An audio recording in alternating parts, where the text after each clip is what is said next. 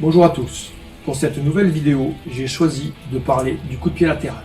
Ce coup de pied sera aussi efficace en défense pour arrêter un adversaire qu'en attaque. De plus, il est plus difficile à attraper qu'un coup de pied circulaire et en sanda rapporte 2 points au corps. Après avoir effectué un échauffement généralisé, je termine celui-ci par un échauffement spécifique.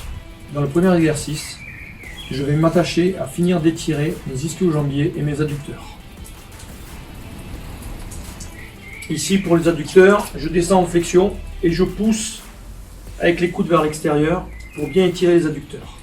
Et je vais alterner cet exercice tout simplement avec un autre exercice pour les ischios. Donc ici, je vais mettre les mains au sol et je vais pousser en essayant de garder le dos le plus droit possible. Je pousse sur mes jambes. Ici, je peux plier plus ou moins le genou, tendre l'autre, voilà, pour alterner les étirements sur une jambe puis sur l'autre. Je peux rester aussi dans la position. Et j'alterne. Je pousse ici vers l'extérieur avec mes coudes. Pour étirer les adducteurs, je descends bien sur la position. Je me relève et je tire sur l'arrière des cuisses. Et j'alterne.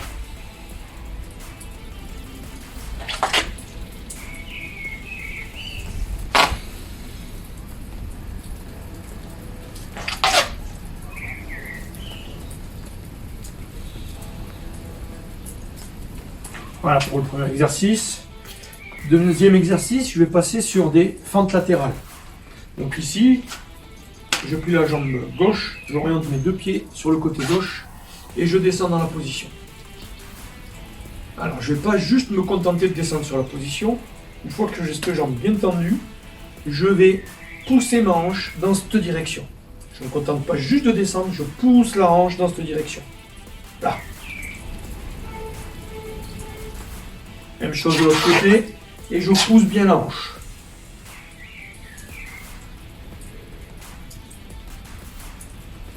Ici.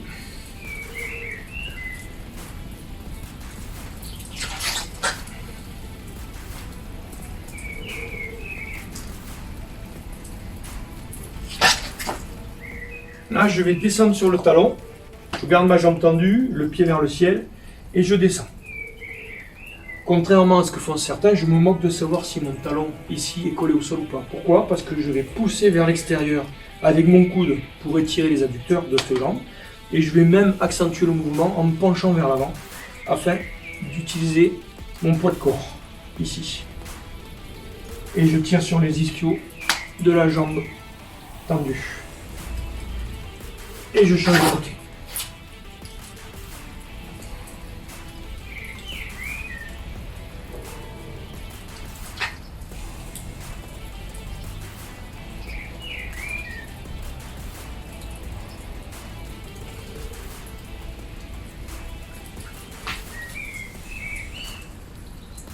Allez, je reviens sur la fente latérale.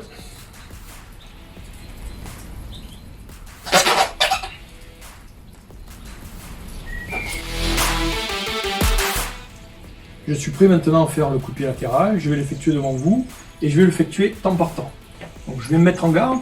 Première des choses, je vais effectuer le coup de pied sur le côté. Donc ici, 1, j'arme mon coup de pied. Je monte le genou le plus haut possible. 2, je pivote sur ma jambe d'appui. 3, je frappe. 4, je replie. 5, je pose.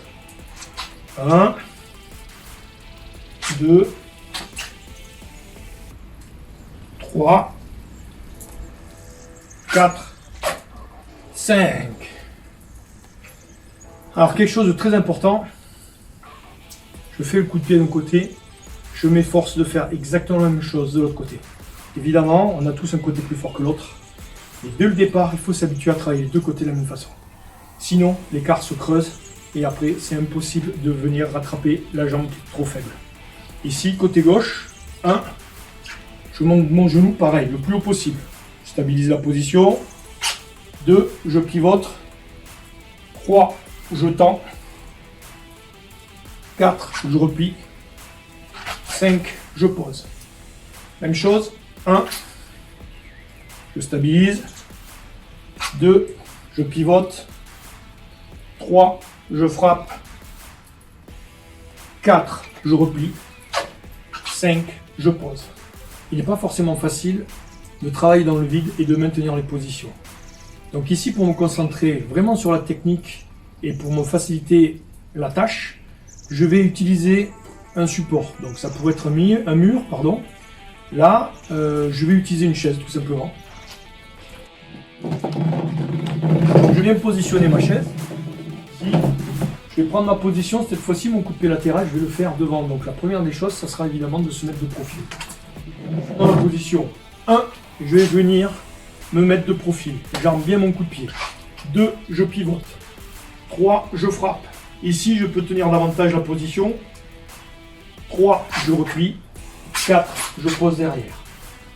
Je vais effectuer ça une dizaine de fois. 1, 2, 3, 4, 5. Essayez de monter la jambe au-dessus de la parallèle. Au niveau de la parallèle, ça reste relativement facile. Dès que je commence à être au-dessus, c'est plus difficile. Et essayez de travailler un petit peu plus haut. Chose importante, vous ne voyez peut-être pas, mais mon pied d'appui, au moment de l'impact, il est à l'opposé de l'endroit où je frappe. Je frappe dans cette direction, mon pied de la jambe d'appui va être dirigé dans la direction opposée, à 180 degrés. Je refais encore une fois, ici je suis en garde. 1, 2, j'ai déjà pivoté. Je frappe, je replie, je pose.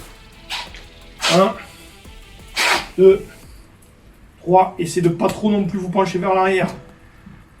Là, je replie et je pose. Bien sûr, je travaille de la même façon de l'autre côté. Ici, 1, de profil, je monte bien le genou. 2, je pivote. 3, je frappe. Je tiens la position.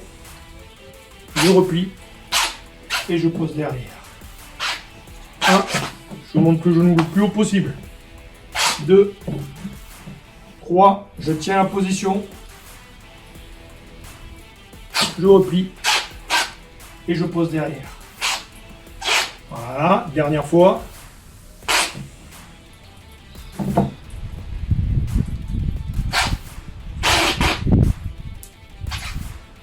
Voilà, avec un appui, c'est un petit peu plus facile. Donc je peux travailler et faire beaucoup plus de répétitions. Faites une dizaine à droite, une dizaine à gauche, une dizaine à droite, une dizaine à gauche. Après avoir travaillé mon coup de pied de façon décomposée, je vais maintenant l'effectuer de façon plus fluide. Je vais faire une dizaine de coups de pied sur le côté droit, puis ensuite sur le côté gauche.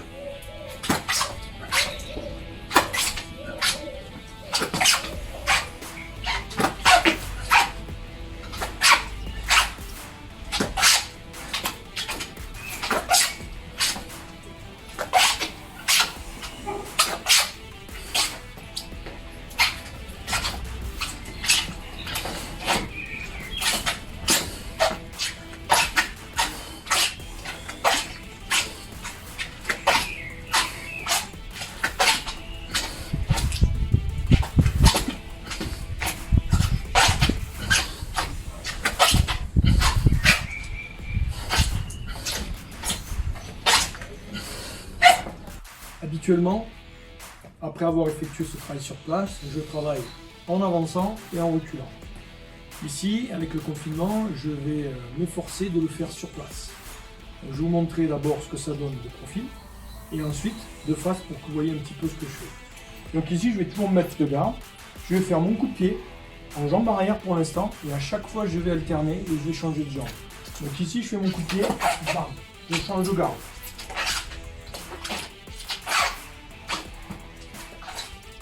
De face, ça donne ça.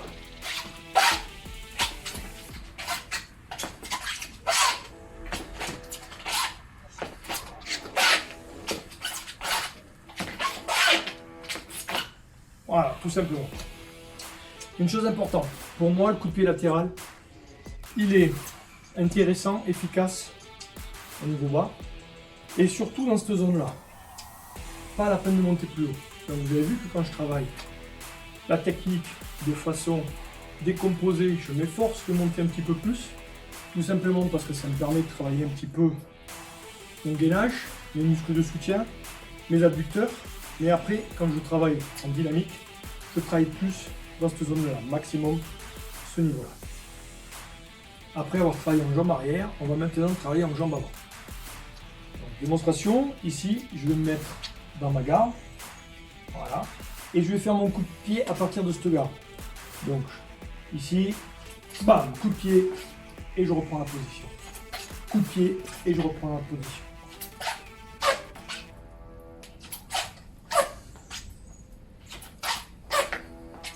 Faire la même chose de l'autre côté, en jambe avant, donc cette fois-ci je mets ma jambe droite devant, et même travail.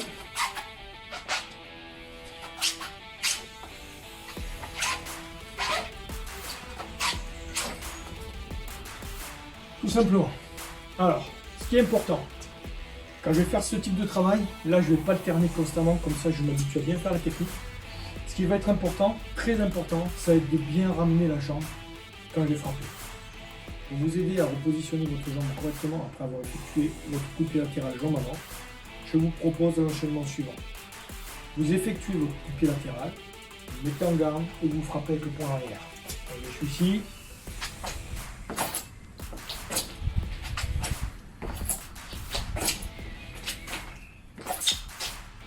Je monte de face. Je frappe.